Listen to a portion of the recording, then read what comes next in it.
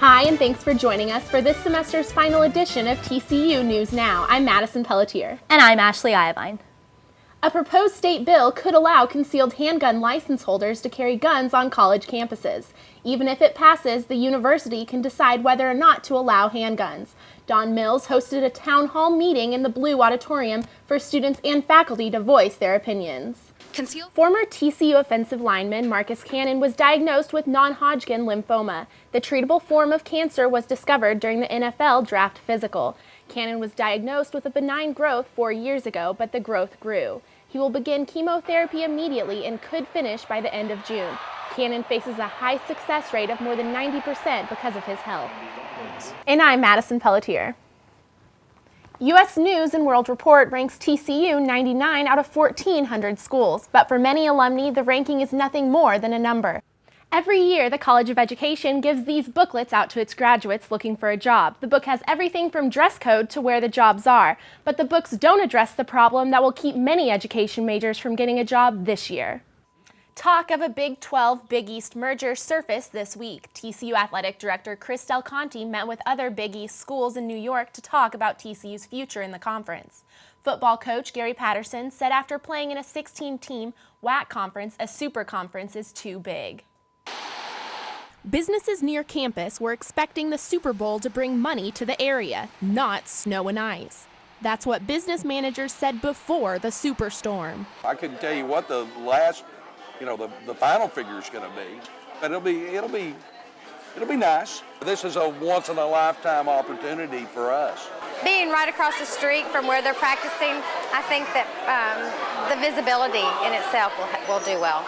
Lunches to probably double. Dinner time, probably up about 25%. The North Texas Super Bowl was expected to bring in the highest profit in the past 5 years of any Super Bowl. In what business owners expected to be one of the busiest weeks because of Super Bowl sales turned out to be one of the slowest because of the snow and ice that kept Steelers fans from making it out here to TCU. It was a normal week.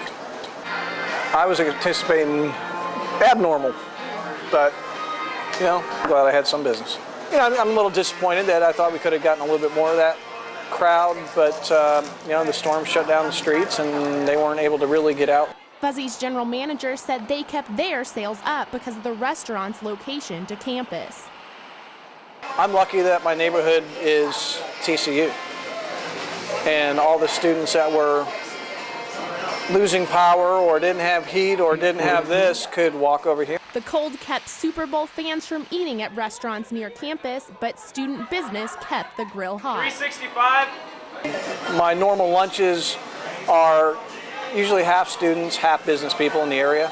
I would have to say it was 99.9% students.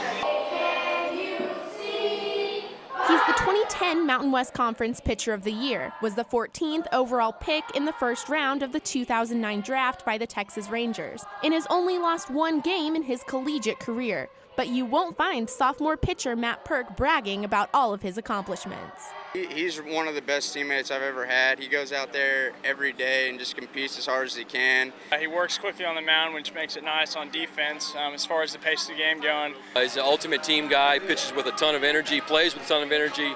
He's a force in the dugout. Perk started playing baseball when he was 6 years old, and while he played other sports, baseball became his main focus. I was just like every little kid. I wanted to play all the time, and as I grew up, I played multiple sports, but as I got into high school, I kind of saw that baseball was more my thing, and that's the route I went.